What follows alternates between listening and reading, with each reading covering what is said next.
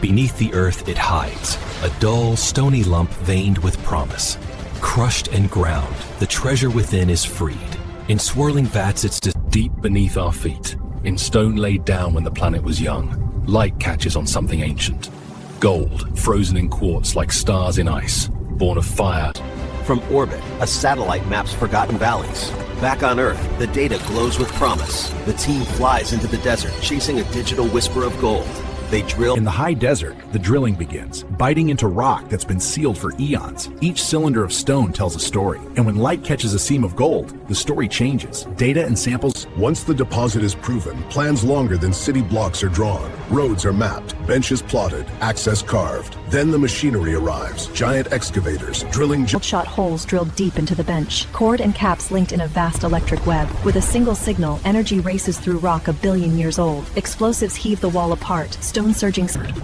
Giant trucks crawl out of the pit, axles groaning under mountains of broken stone. Each day, thousands of tons roll toward the plant, engines rumbling, tires chewing. Deep beneath the mountain, steel arches hold back a world of stone. Through the ribs of the tunnel, a ribbon of gold threads the rock, narrow and stubborn. Fresh from the pit, the mix of stone and hidden gold spills onto the feeder, stirring a cloud of sunlight and dust. Conveyors grip the load, carrying it ever forward.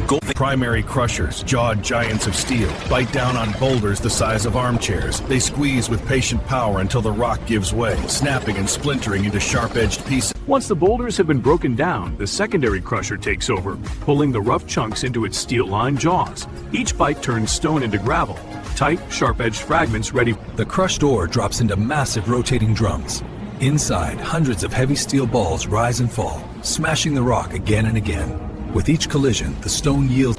Inside these steel cells, air is pumped into a slurry of ground ore. Tiny bubbles rise through the mix, and gold particles latch onto their surfaces like glitter to soap. The slurry we drew from the mill is thicker now. Every ton of it holds more gold than before. But those same waves still carry useless tailings along for the ride. Each ridge traps the heavy metal while the pulsing slurry drops into vast steel basins. Here, a pale green cyanide solution trickles in, blending with the muddy mixture. At the microscopic scale, the cyanide latches. Oxygen surges in, a spark to the hidden chemistry. It feeds the reaction, waking cyanide ions that rush the gold. They clasp on, 2 by 2, and the metal yields. A measured stream of lime keeps the leach solution in the sweet spot. High pH, where metals dissolve and dangerous gases do not. As acidity is neutralized, hydrogen sulfide never forms. Hour by hour, day by day, the brilliant metal softens, pits, and fades. Shimmering ridges slump into the slurry. Flecks break free and drift away. What remains is... Drop the activated carbon into the solution and it gets to work instantly. Each grain is a landscape of tiny pores. Gold cyanide complexes wander in, find a surface, and attach. Firm, eager, like... In carbon in leach, the gold ore slurry and activated carbon share the same tank. As the agitators keep the mix in motion, fresh carbon is added directly into the leach. Each tiny loaded carbon is screened out of the thick slurry. The gold-rich granules stay on the mesh, while the thin, spent slurry drains away. Collected carbon is washed and sent for recovery. The depleted slurry flows onto a blanket of scalding caustic solution fans across the carbon. As it soaks through, the gold clinging to each grain releases, slipping into the stream as shimmering flecks. The stripped solution, now brimming with dissolved gold, leaves the circuit and glides into the electrowinning cells. Here, between copper plates, an electric current coaxes the metal out of the liquid, bubble by bubble. When electric current flows through the blue-green electrolyte, impure gold dissolves from the anodes. At the cathodes, atoms of pure gold line up and crystallize into a brilliant, coherent sheet. Everything else drifts away. Thick golden sludge is lifted from the settling trough and sent over vibrating screens. Water drains away, leaving a rich concentrate that presses into dense cakes. The cakes are of flux dust the surface, melting on contact. Impurities float aside. Stirred and heated, the sludge becomes a swirling pool of molten gold and silver. As sealed inside armored cases, the rough gold, called doré, is locked down and loaded. Escorted by security, the bars travel hundreds of miles to a specialized refinery. Here, every ounce will be purified. A pale stream of chlorine slips into the crucible. Bubbles rise, glittering in the molten gold. Impurities surrender, turning to vapor and ash. In the heart of the refinery, doré bars meet a furnace roaring past 1,000 degrees. The rough mix softens, collapses, and becomes a living river of gold, poured into graphite molds. As the silver hits the heat, it bonds with chlorine, turning to a ghostly chloride. Lighter than gold, it floats and is skimmed away or burns off as vapor. What's left behind is nearly flawless gold that's As the furnace settles, a blanket of slag forms on the surface. It's carefully skimmed away, carrying with it a hidden mix of metals. Within the cooled crust, bright beads appear. To finish the journey to ultra-purity, the gold enters the Woolwell electrolytic cell. The impure anode slowly dissolves, each atom stripped away and carried through the solution. In this cell, the rough brick of impure gold is connected to the positive lead. It becomes the anode. As current flows, atoms of pure gold leave its surface, dissolving into the sheets. 2 pure gold sheets, one wired negative, the other positive. Feed in current, and atoms begin to move. Gold ions leave the left-hand sheet, drift through the turquoise bath. In this bath, the gold on the left is surrendering itself. At the surface, atoms slip away as charged ions and drift through the clear solution. When they touch the cathode, each one locks in place and a flawless crystal begins.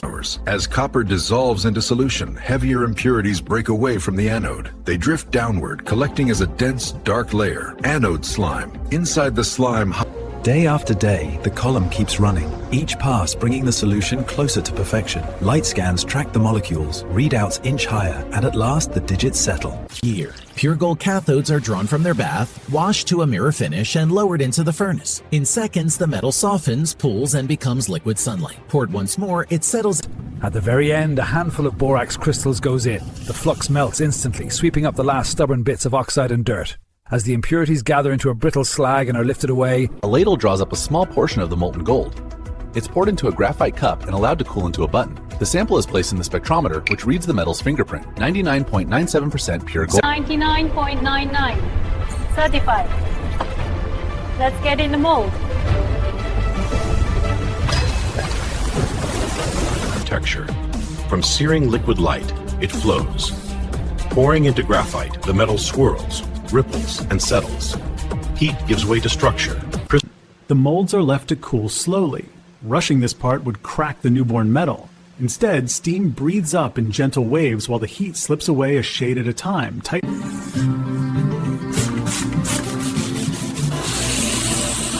From dull and spotted to a mere finish. Better than new. Each bar tells its own story in metal, weight, purity, the mark of the refiner, and a unique serial number. Together, they turn a simple slab of gold into a certified piece of history. Each bar is weighed, scanned, and assayed.